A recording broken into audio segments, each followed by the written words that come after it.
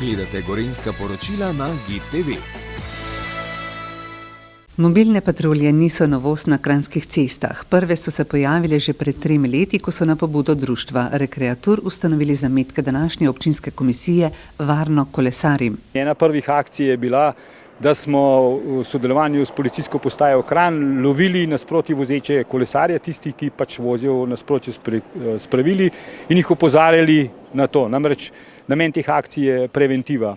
Čeprav se s cestno-prometnimi predpisi velika večina kolesarjev seznani že v prvih razredih osnovne šole, pa so redarji vsak dan priča številnim prekrškom. Vožnja v nasprotno smer, potem vožnja mladoletnih oseb oziroma tistih do 14 let brez čelade, neupoštevanje pač vožnja po pločniku, največ bilo teh prekrškov.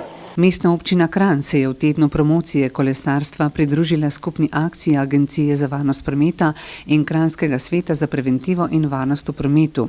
Z mobilnimi patruljami želi opozoriti kolesarje, da je treba vedno voziti v skladu s predpisi. V patrulji sodeluje predstavnik Komisije Varne kolesarjem, potem bo z nami danes tudi podžupan Boris Vehovec, predstavnik Radia Kranj in predstavnik policijske postaje Kranj ter medobčinskega inšpektorata. Na katere stvari boste opozarjali udeležence v prometu? Kot sem rekel, pač vožnja v napačno smer, vožnja po pločniku, pravilno prečkanje ceste, vožnja s čelado pa uporaba GSM aparata.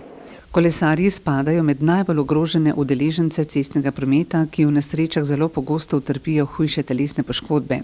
K njihovi večji varnosti lahko pomembno prispeva urejena kolesarska infrastruktura. Glavni problem Kranja je, da ima obstoječe kolesarske steze, poti, pasove razpršene, kot da bi padla v center mesta petarda, in so te poti vse na robu. Tako da mi smo zdaj v zaključni fazi izdelave načrta kolesarskega omrežja mestne občine Kranj.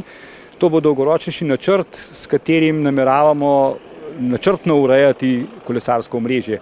Najprej se nameravajo lotiti cenejših ukrepov, kot je sprememba prometne infrastrukture, pozneje pa tudi zahtevnejših gradbenih posegov. Njihova realizacija bo odvisna od razpoloženih občinskih sredstev. Kolesarske steze v Kranju so trenutno dobre, vendar mi vemo, da jih bomo popravili še naprej, tako da tudi v novem trajnostnem programu, ki ga imamo, da bomo namenili veliko denarja, tako da lahko pričakujemo, da v prihodnjem letu bomo kar še veliko naredili v teh kolesarskih stezah in da bodo predvsem Kranjčanke in Kranjčani zelo zadovoljni in da se bodo lahko čim več vozili s kolesom.